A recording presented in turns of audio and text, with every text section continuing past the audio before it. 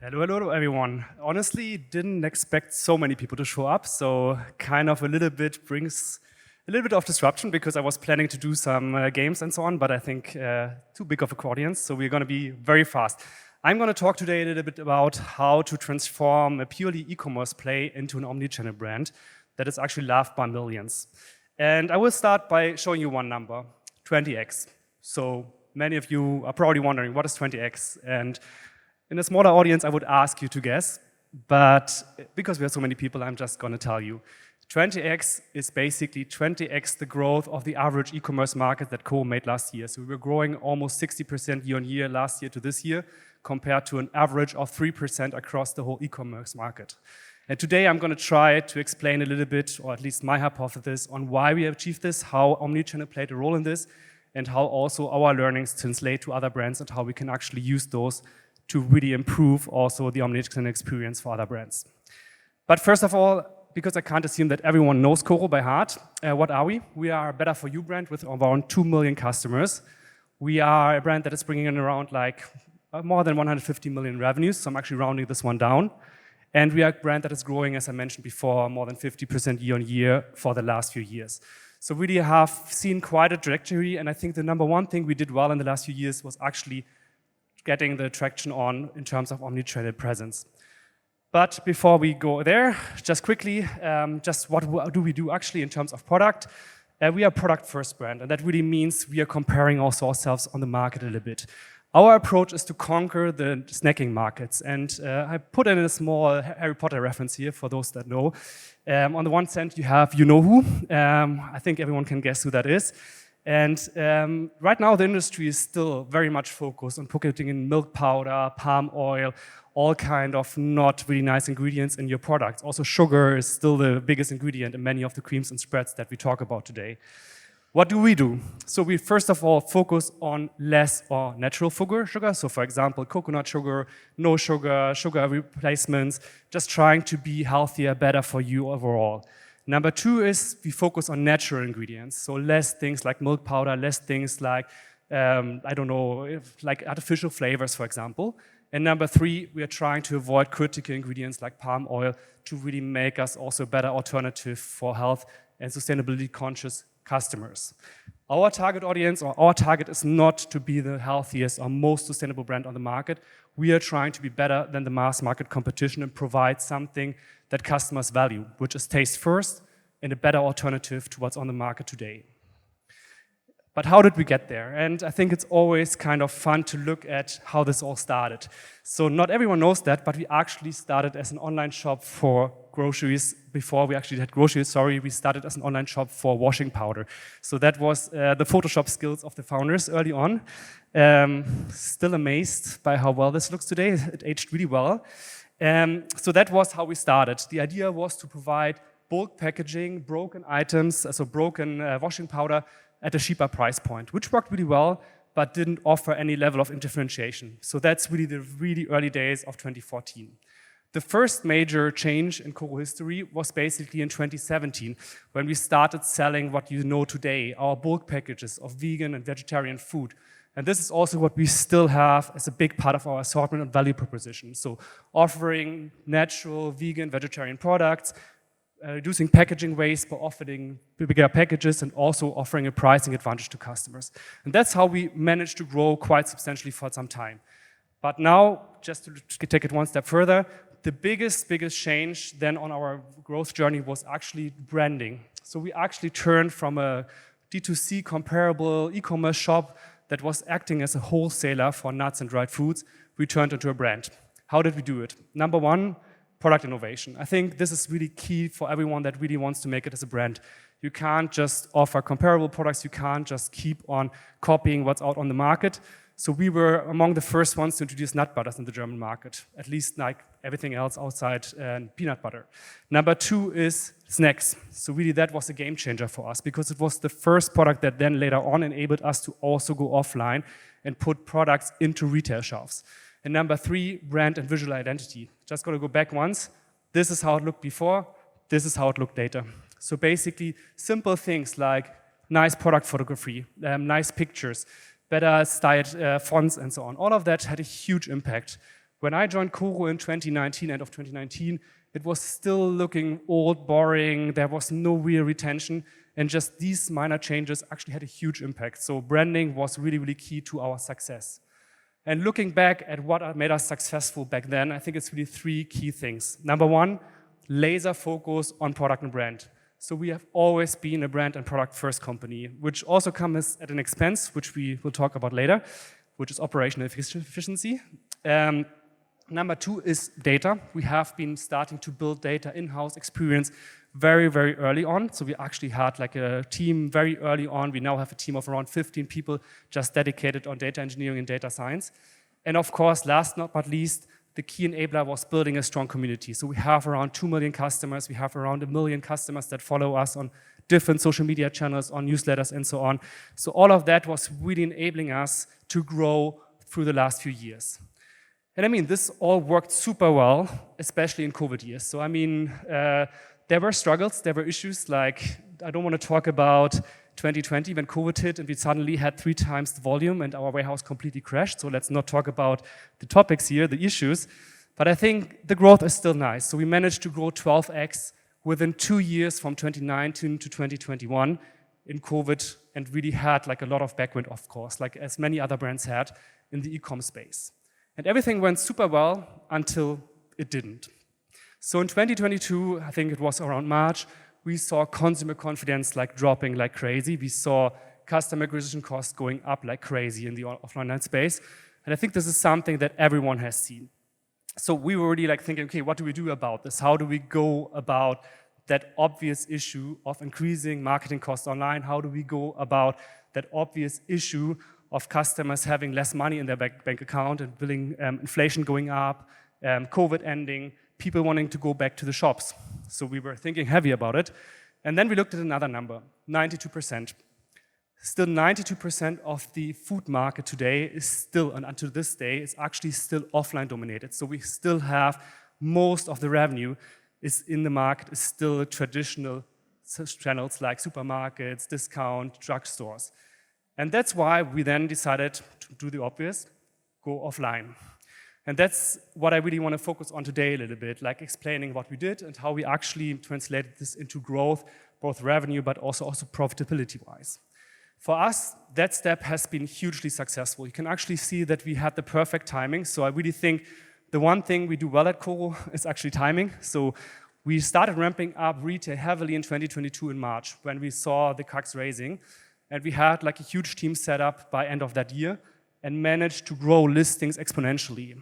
So today, in just 4 years, we have more than grown from 0 to more than 60 million in revenues just in retail channels in a very, very short time frame. And this is more like we really just got started in 2022. So that was really the story here. And the interesting part for any brand that goes online or offline from Omnichannel is actually what we call our flywheel. And that's actually based on a discussion that I had with the founder of Oatly, he was an investor and also advisor at KoRo. And he basically said, Flo, what you have is amazing. You have the data, you have the customers. So you know really well what customers want. You really understand well what to offer. And you can pick the right products to put in the retail shelves. So what you have compared to a Nestle, Unilever, a Mars, you name it, you have the data, you have the customer understanding, and you have the ability to pick retail winners. And I think this is something that that took me a long time to understand actually, because if you compare yourselves to Zalando or Mr. Specs or whoever, obviously they have the same data, right? But it's not actually your competition. Your competition in our space is Unilever, a Nestle, a Mars. And none of them have that kind of capability to actually use customer data to predict trends, to pick the right products, and guarantee retail success. So that's really what we managed to do really well. And then the interesting part comes in when you talk about the offline shelf. You simply put the products in the offline shelf. You basically guarantee rotation because customers know you, and you send customers to the retail shelves. But the interesting part is it also acts as a brand amplifier. So you actually manage to also grow your presence, your brand awareness quite heavily on the retail shelf and convert one-time buyers into KoRo customers. So for us to work, this self-reinforcing flywheel is really what made us successful in the last few years and what also accelerated our growth quite heavily in the last few years. And the key to all of this is to combining the different channels as heavily as possible. And we do this on the one hand clearly with marketing, right? Like we have traditional marketing channels. So we have our online marketing on the one hand, which is really performance marketing, social media marketing, you name it. We have on the middle ground, we have all the campaigns that are combining our online and offline presence. And then, of course, we also have our traditional offline marketing. We even have our own stores now in Milan, in Berlin, and we are also opening one in Paris soon. With the idea of making the brand more tangible, more like really more you feel something about it. It's not just like an online brand that you don't really have an emotional attachment to. And for us, I'm really proud about the upper picture there, where we were the official snacking partner for the DFB at Fanmile this year in Berlin. You actually could see us on the big screens for quite some time. So that was one of the major achievements. But in the end, a lot of our attention is going to the question of how do we integrate those channels as well as possible? How do we make them work as well as possible? And how do we create a brand identity that is consistent across all of those channels? And all of that worked really well. So we started in 2022, had 0 point of sale. We are now at more than 13,000 point of sale in just Germany, but also internationally. We have 43% aided brand awareness. So that's coming from around like 20% last year and 5% the year before. So have been also seeing exponential brand awareness growth. And last but not least, also translating this into extremely high retail revenue growth. So just this year from last year, 150%. So all of that just saying, this is really the magic of how the business model works today and how we can actually create the best of both worlds from online and offline. And I mean, those are not KoRo stores. Those are actually Edekas, Rewe's, or other stores. I think that's quite unique, like really creating such a brand presence, brand blocks in retail that has been also part of the success story. So for us, a lot of things have been coming together the right way. And I think this is really the end result that you can see nowadays. And I think many of you have seen that before in many supermarkets and stores across the country. But of course, not everything went well, right? Like, I mean, we always tend to talk about successes and forget about the issues faced and the learnings we made during the transition. And I just wanted to share also a few things that everyone that is thinking about going omnichannel, whether it be retail channels or own cafes or stores, should consider some of the key learnings that we made. Number one, operational readiness is not a joke. Retail is not forgiving, and no one is forgiving on the offline side. So we had quite a few hiccups on that end. So we launched initially at Rewe, I think, in 2021, and we weren't able to deliver on time. We didn't deliver the right quality. It took them like, I think, 2 weeks to kick us out again. And I had some not so nice phone calls back then telling me you will never ever make it to the shelf again. It took us 3 years to go back, but I'm just saying, be aware that operational readiness is very different from online to offline. You can't just deliver 1 week later. You can't just have quality issues that customers might forgive you. You can't just really have delays. It's really a different game, and your logistics, everything needs to be ready to support that growth. Number two, mindset change. And that's one thing I completely underestimated. So I mean, when you start a startup or if you're in like a small startup, mindset is something, growth, right? It's very simple. But transformation is real. Like we really started as an online first company, and still to today, I think there is still a little bit left of that understanding of we are online first. And that's healthy. But at the same time, just getting everyone to understand how complex things get once you have omnichannel awareness and brand awareness and also brand distribution, how to think about demand forecasting, how to think about supplier reliability, how to think about marketing integration between the different channels. It is quite some work. And I think this has honestly been my personal biggest challenge in the last few years, just making sure that we align everyone in the company on that common goal of integrating both channels efficiently. So I really just would put that at the top of the list of anyone that really wants to go omnichannel. Number three, think long term. So a little bit the same topic as with the operational readiness. You can't change prices later. You can't just change your mind about things. You can't just change SLAs, agreements with retailers. That's not how it works. So we were used to changing prices every week or so, depending on supplier reliability, on changes in the market conditions, whatever. Doesn't work in retail. Like you really need to make sure that you have a long-term strategy in place once you launch. And that's also related to a clear channel strategy. So you need to understand really well what customers do you want to actually attack on each channel. Like, for example, for us, it's clearly on the retail channel, it's all about impulse. Like, we want people to try our products. So you're on your way to the gym. We want you to try a protein bar, but we don't want you to buy a bulk package. So just being super clear about what's the strategy, what's the acquisition strategy for each channel really translates then into the right pricing, the right product selection, the right sizes.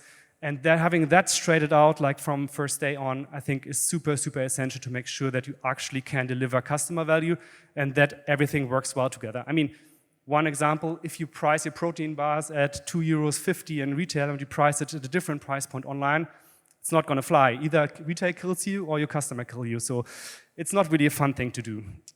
Number 5, maintaining your brand identity. And this is a big one also for us, because we have had the challenge of course, having bulk packages, right? Like we had bulk packages online. We actually tried, but no one really wants to bring home 2 kilograms of cashews from a retail store. So I tested, we tried. So if anyone is interested in those learnings, it doesn't work. But it really increases your challenges because you want to maintain, of course, consistency across channels. And for us, this has been quite some trial and error to find the right balance, as I said earlier, between imports, bulk packaging, restocking behavior, while still staying true to the core identity of what makes you a brand. And I think that is really, really core to what we maybe also had to learn the hard way in some cases, where customers were just confused about what do you stand for if you are bulk packages online, if you're snacks offline. So what is actually the core of what you want to promise to us? And you can't just go too much in different directions on different channels. Last but not least, data is your superpower. So I mean, this depends a little bit on the industry you're in, but as I said earlier on, the e-food or the food industry is super, super analog when it comes to customer panels. The way how product development is done today in big companies is basically just by asking a lot of customers about their preferences. What we can do, I mean, if I want to know how many vegans we have in our audience, I can send out a newsletter in the morning and I will have around 100,000 responses by midday. That's literally how it works. We can do a social media survey, we can run surveys very quickly, we can test products online before we put them in retail shelves. And I think just understanding the value of the data that you have and building that in-house expertise early on, I think is super, super critical for also building omni-channel presence. Yeah, and I think if you apply all of that, you can really be ambitious about what you are trying to achieve. So for us, the goals are clear. We are now active in 6 markets, both online and offline, in Germany, France, Italy, but also the Nordics. And I'm really, really ambitious about reaching 400 million in revenues in the next 3 years. So you can join us on that journey at 20x speed. I really hope that this was helpful and some of you will take some learnings and join us on the journey of really conquering the global snacking market. Thanks a lot for snacking with us. Hi, as you continue to grow, how are you taking your community along with you and how important is that still to the brand? Honestly, I think it's still the most important thing to make us long-term successful. Like, you don't want to become dependent on one single channel. So just going retail first and forgetting about online and your community, I think would be the worst mistake we could make today. So for me, it's still the core to take the community along. I think we are doing a good job, not amazing. But for us, really trying to stay close to community and establishing also more connection is actually key to what we're doing. So what we are trying to do is now to move more to the offline realm, so actually have more events, more physical events. We're sponsoring a lot of events like Women's Run in Berlin. There's the Mud Run coming up. Diana, correct me if I'm wrong, but whatever. Like there is a lot of offline events where we have that engagement with the community directly and where we try to be more tangible than just something that you see online on TikTok or Instagram. Hi, thanks for your presentation. Question about starting the retail. How do you? I have known nothing about like how to go from online to offline. Like, how do you contact? You say like, hey, it would be cool to be in the Rewe. How do you do it? Of course, a lot about relationship building. How do you go about to land your products in Rewe? I mean, that's, I think, part of what helped us a lot is having an established community and like awareness online. So what we, of course, can offer or bring to the table is saying, okay, we have 2 million customers that want to try our products in the shelves. So that helped a lot. But other than that, it's really a lot of trial and error, being consistent, being like really a little bit annoying sometimes. So as I said, we had that initial delisting at Rewe, and it took us like years of actually effort and following up to kind of get back into it. I would highly recommend to really put the data angle first, so really also telling them, hey, this is what you can expect from working with us in terms of customers that are coming to your stores, also supporting it from marketing side to really bring people in the stores. That's the highest value that you can bring them, and that's what they're most excited about. I mean, it's not so much about paying listings fees or whatever, but really trying to activate the customer base and the data that you have online. Hi. So I saw that you were also doing some UGC marketing where the community is like posting pictures or videos with the products. So I wanted to ask, like, firstly, like, how did you start off with that, and how do you make sure that it doesn't sound or seem fake or paid, basically? Yeah, and actually that's a great question. I think the key here, and also our approach to influencer marketing and any social media engagement in general, is not to tell them what to do. There's a little bit of guidelines in the sense of, hey, we don't want you to tell people that we are super healthy or whatever, so just health claims and so on are not okay. But we don't tell them what to talk about. And I think this really helps a lot with authenticity, because if you just say, hey, our influencers, basically it works the way that we say, hey, you just choose your product that you like. We don't tell you which product to pick. We don't tell you what to talk about. You just pick the product that you like. You just talk about what you like and don't like. And having that super low effort maintenance and touch also with the influencers and also social media people just makes it far more efficient for us and also far more authentic in the experience. So that's how we started. And it really helps that we have a big assortment, because everyone will find something they like, so they don't have to fake it, right? So it's, that's how we go about it. And we got time for one more right here. How do you say that you're getting innovated in KoRo, like setting up some master classes where the customers can also interact, they can also see how the products are being created, or they can participate? Is there something like that happening? So we are involving customers in the product creation process, like mostly by asking them questions, involving them in surveys and so on. There is right now also the plan to have more customers involved in real tasting experiences and so on before products hit the market. But as I said, like for us, also our online channel is kind of a testing platform for our customers. So we are looking very heavily at customer feedback. We are very heavily looking at like suggestions that we are getting from the communities. And I think there's more things we can do about it, but also that already helps a lot in actually getting that initial fast customer feedback in. And if that's interesting, we can definitely also have an extended session on how we actually innovate on product ideas, basically.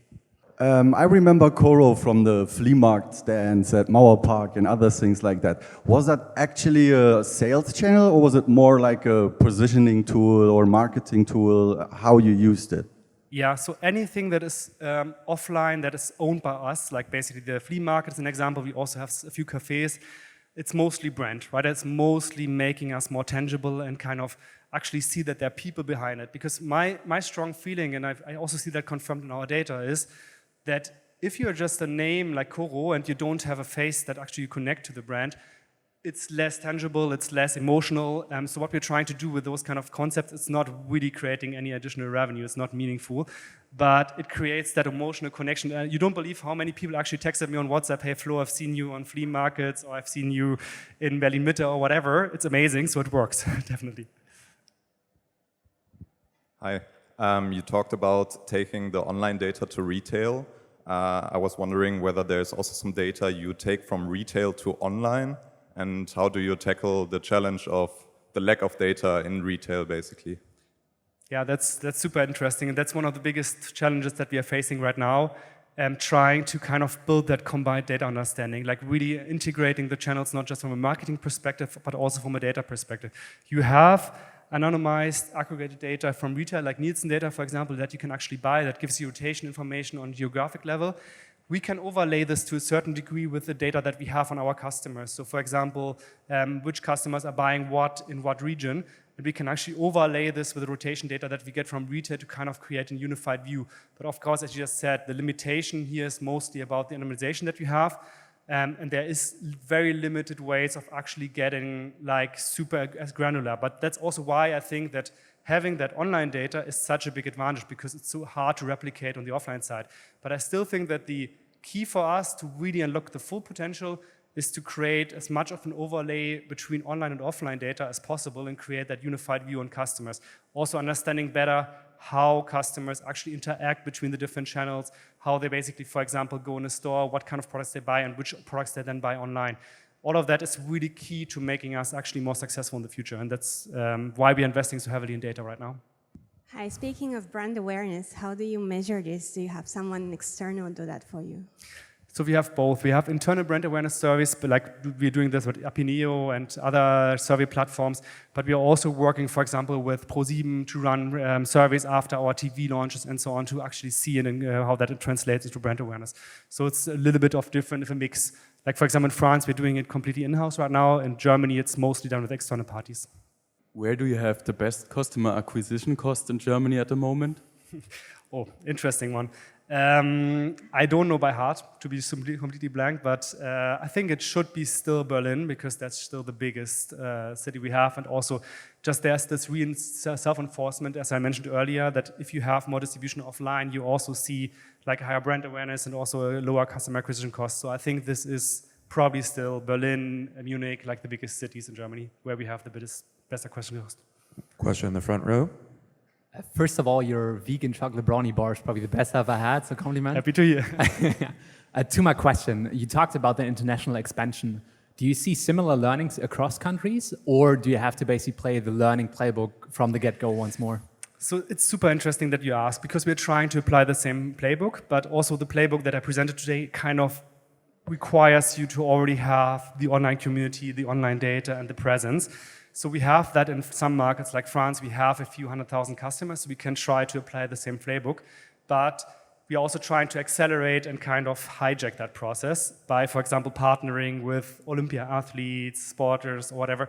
Because in the end, offline, if you go in retail, you have one party that you need to make sure actually trusts you, and that's the buyer. That's not the customer, that's the buyer. And that's the interesting part. And in France, we have hundreds of thousands of customers that trust us, but it doesn't matter as long as you can't persuade that one person that is the gatekeeper on the retail side. So for us, investing heavily into like trusted people on the field, like Teddy Riner in France, who was opening the Olympic Games last year, that's really the way for us to hijack that process and get into retail earlier. But then we're trying to do the same thing, yeah, exactly. All right, and this will be our final question.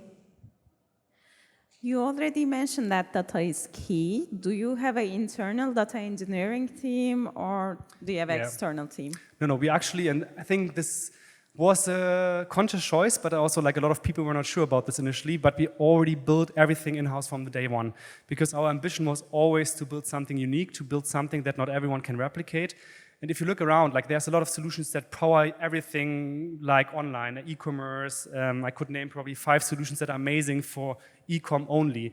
But once you want to make the most of the data and you want to build something unique in terms of online, offline, I think you need to do it in-house. Right now, there's not a great solution out there that kind of covers that whole aspect, at least to my understanding. There are solutions that cover part of it, and you can probably combine them.